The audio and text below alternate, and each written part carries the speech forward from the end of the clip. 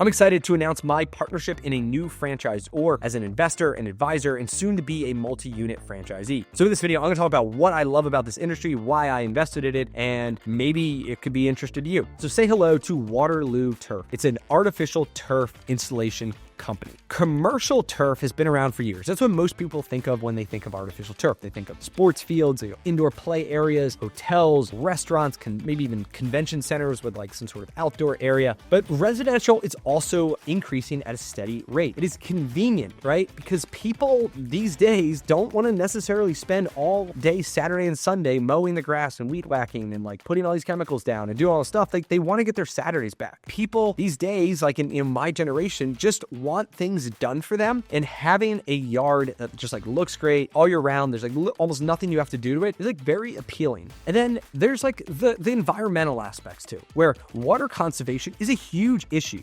When you go look at places like in Phoenix and Texas and Nevada and other parts of the country, there are restrictions on how much water you can use. And if you can't water your grass, it's gonna look like crap. And then there's all these chemicals that you have to put down it, and you gotta keep your dogs off of it for a certain amount of time, and all these different things. Municipalities nationwide are banning, watering grass during these droughts, and some of them are even giving owners credit, like giving them money towards removing the grass. And when they remove the grass, they could use that money towards just putting stone down or artificial turf, which is a great option in many parts of the country. So what's this business model look like? Well, franchisees will be owner operators to start. So they will get into this thing and they will do everything. They will estimate the jobs, they will sell the jobs, they will manage the jobs end to end, because that is what you have to do in order to really learn the business, know what it's like, and then you can start to hire people to replace yourself. But it is a lot harder for people from day one be this like outsider just like looking in, because then you're putting too much trust on the person who's running it. And if they don't do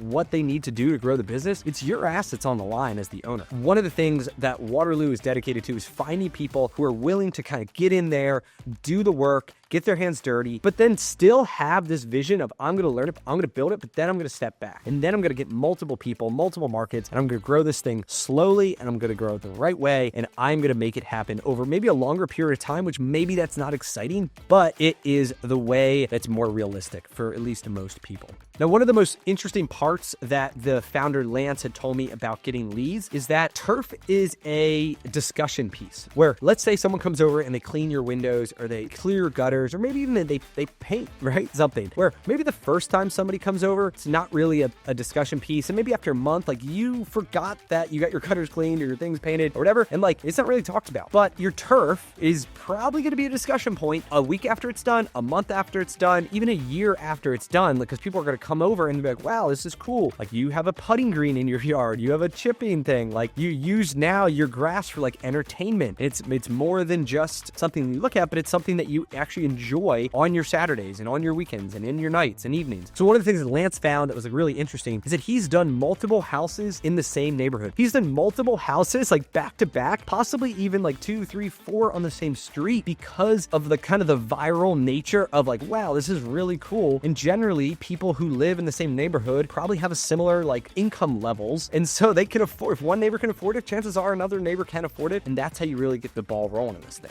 You will find crews to install the turf. This is a 1099 driven model. They will help the brand in terms of finding the guys, getting them trained, quality control, to making sure they do it right. But the goal is that you will find people who will become your partners as installers. And then, you manage multiple crews, you got multiple guys, depending on kind of what the skill set and the type of project that you need to handle it. And they are about to launch a recurring maintenance turf program. So once a quarter, turf has to get refreshed. And so they run this machine over that basically just like cleans it and then re-puts in what's called the infill. That's what keeps it like upright and looking great. If you don't do that over time, the turf can kind of look flat, if you've ever seen that. There are companies that built huge recurring revenue models 100% on turf maintenance. And so that is one thing that starting actually now here in January, that the founder is going to roll out in his 2 locations to get this tested. So by the time that the first franchisees launch this spring, they will have this recurring maintenance plan in place. That's really interesting that you can kind of have this combination of high ticket installs, and then you can sell people on the recurring maintenance plan. But then we'll also be able to sell people on the recurring maintenance plan who got turf installed by somebody else. And then when they, maybe want to replace the turf or add that putting green or whatever it is, guess who they're going to pick? They're probably going to pick the company that has been going out every couple weeks to continue to make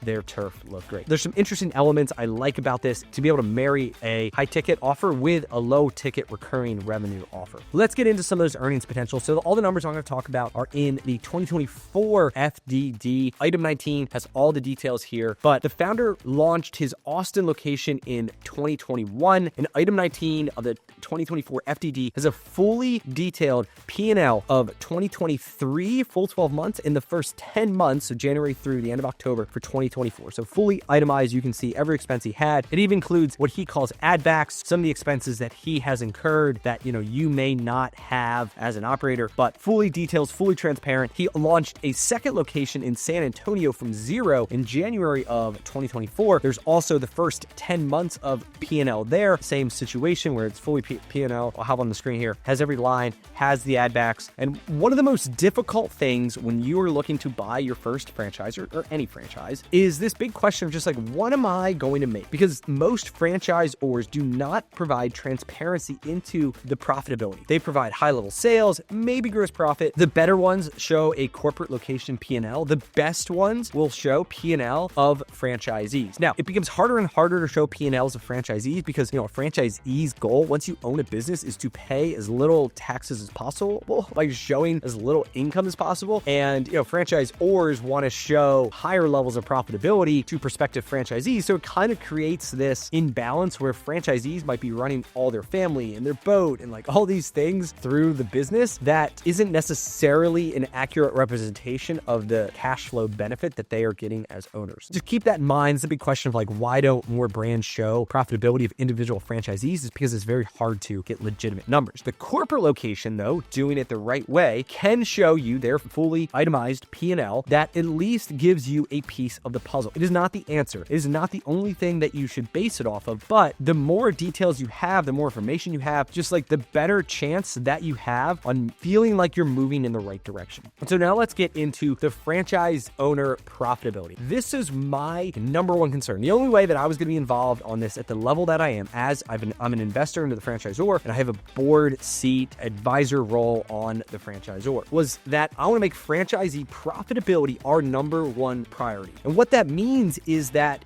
if we can have profitable franchisees, then they are more likely, A, to be happier, B, to invest back in the business. Like if you are making money, like why wouldn't you continue to grow and buy more territories and look into new markets and like tell all of your friends who live in other parts that you don't necessarily want to grow into about the business? The whole thing is more fun if franchisees are profitable. What does that look like in real life? Like how do we actually go about making franchisees more profitable? Because franchisors can't guarantee anything. Like Waterloo can't guarantee your profitability. I can't guarantee, like nothing I say in this can guarantee profitability. But what they can do is at least set up the systems that make franchisee profitability the number one priority. And so the first thing that we done that I pushed really hard for is a reduced royalty structure. In item 6 of the FDD, which I'll have on the screen here, you'll see that there's this scale. And so that royalties start at 6%. So if you do 0 to 1.5 million, you pay 6%. But then as your sales grow, the incremental royalty that you pay on those incremental sales starts to go down, right? 5.5. 5, 4.5. And at its end, if you can build a big business, you'll only pay 4% on incremental, not from $0, but incremental growth. Because here's the truth, like big franchisees require less time and attention of the franchisor than the smaller, newer franchisee. It would make sense to say, hey, you're not like putting as much cost on me for support. So like I don't necessarily need to charge you as much. And there's just like direct correlation, right? And big franchisees become your biggest cheerleaders. They're the ones who are speaking at your convention, who other ones aspire to be. The more people that you have at higher levels, there's this compound effect where the more people want to get to that level. And as your business grows, it compounds then in its profitability because now like you're paying less royalties, you have more money to then invest into more marketing, into more people, into more like equipment, to buy more territories, which then in turn grows your business. And if you grow your business, that generates more revenue, which for the franchisor more than pays more royalties, right? Everybody wins if franchisees can build bigger businesses. This structure, the way that, we've got it done here, protects the bottom line of the franchisor in terms of like, they don't miss out on anything on those lower tiers, but for the few people that can build a really big business, they get rewarded by paying less and less royalties. See item 6, 2024 FDD has all the details and all the asterisks and all this stuff, but that it is at the high level. The second thing we're doing to prioritize franchisee profitability is designing larger territories. Our territories are going to be about 350,000 people per territory. For 3 territories, you can get over 1 million people, which if you compare that to other brands, their territories generally are smaller. There's a couple, ways this benefits franchisees. Number one is like your in dollars that you invest in this thing just go further. They give you a bigger territory. It allows you to build a bigger business. And a bigger business means you can create more synergies. You have employees that you can promote. You have marketing. You have supplier relationships. You have crews. Like there's lots of things that just get easier and easier the bigger your business grows. Larger territories just help enable growing a bigger business. It also helps reducing potential conflict with neighboring franchisees. Like if we have one city and we cut it up into like 5 different things and you try to sell them off at like maximum dollars or whatever, like you have a bunch of franchisees kind of competing along borders versus saying, hey, like let's make these a little bit bigger. Let's make them a little bit, less expensive and have one person just control this whole market, because Waterloo is looking to have less franchisees who own bigger and bigger businesses intentionally. And there are other brands that don't want that. They want single unit operators. There's beliefs for them that is better. The Waterloo approach is going to be less franchisees, but who own bigger and bigger territories, who have built bigger and bigger businesses. And number 3 way that they're helping prioritize franchisee profitability is being well capitalized. So this is a thing that's like rarely talked about in franchising, but it takes a lot of money to launch a franchise, to do it right. At least $500,000, and it could go up to probably $1 million to do it right. Because franchisors don't make money selling franchises. Where they really make their money is on the recurring revenue of royalties, and it takes a while for them to get large enough for the recurring royalties to cover operating expenses. Many of them for years are potentially burning money as they build their team because they need to forward invest in people, in systems before they necessarily need them. Because if you as a franchisee come into this thing and there's a ton of stuff that isn't like set up yet and they don't have good support and the training's weak and like one person's trying to do it all, like you're gonna be like, what the heck did I sign up for, right? Versus a brand that has all these pieces in place. By the time you're in there, you're gonna be very well supported. You're gonna have a stronger launch. You're gonna start to have success. That success starts to snowball when it makes it easier for other people to kind of validate and to prove the success of the model. If a brand is not well capitalized, sometimes they make decisions that benefit the short-term profits of themselves at the expense of long-term benefits. By being well capitalized, it just gives you more runway. It gives you more time to be patient. It gives you the ability to do the right things, knowing that these are the foundation, these are the building blocks that will set us up for long-term success. So Waterloo Turf raised over $1 million to launch this thing. I'm an investor as part of that $1 million raise. So the final thing is franchisee selection. So Waterloo is going to be extremely selective in who they pick to be franchisees. They have a very specific profile they are looking for because they know if they can get the right people in who believe in it, who have the time, who are willing to put in the effort, who fit the culture, like they're going to have success in building this thing for the long term. Versus if they want to go fast and just kind of pick people who can write the check, but maybe don't check all the boxes that they need to be successful. And as part of that, they have to make tough decisions in turning people down, saying no to somebody who wants to buy a bunch of territories, who has a bunch of money, but would be not a great fit for the brand.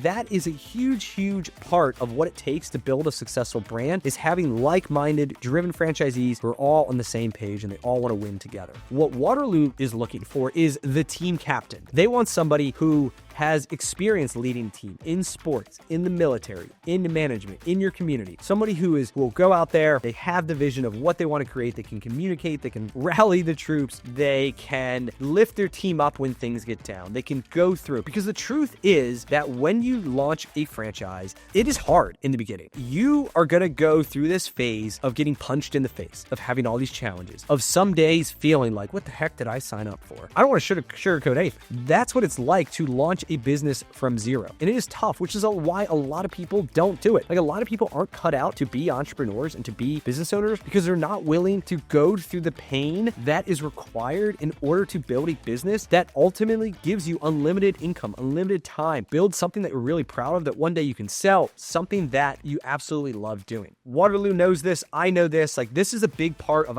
what they're looking for are the people who are willing to do the work, are willing to lead the teams, are passionate about getting involved with their community, going through and doing whatever it takes. And so what I love about this thing, I love the industry. I love the team. I love the prioritization of franchisee profitability. I believe there is a lot of good changes that can happen to the franchisee industry if franchisee profitability becomes the concern, becomes the number one talking point, not how many units did you sell, how fast did you grow, how much money did the founders make when it got sold to private equity. But a lot of times that is what's celebrated, not how profitable are our franchisees. How many times did our franchisees re-up to buy more? How many times do we get referrals from franchisees bringing other franchisees into the system because they believe in it so much and they just absolutely love it? That's what I got. If you want to learn more about Waterloo, you can shoot me a message on any of the platforms. I'm on Twitter, Instagram. You can shoot me an email. You're probably on my newsletter if you're listening to this. If you're here on YouTube, you just drop something in the comments below. You can go to waterloo.com. You can check out their Instagram. You can shoot them a message. Just tell them you heard about it here. And I have a bunch of resources to help you through the process. Due diligence checklists and some financial modeling templates and CPAs and attorneys and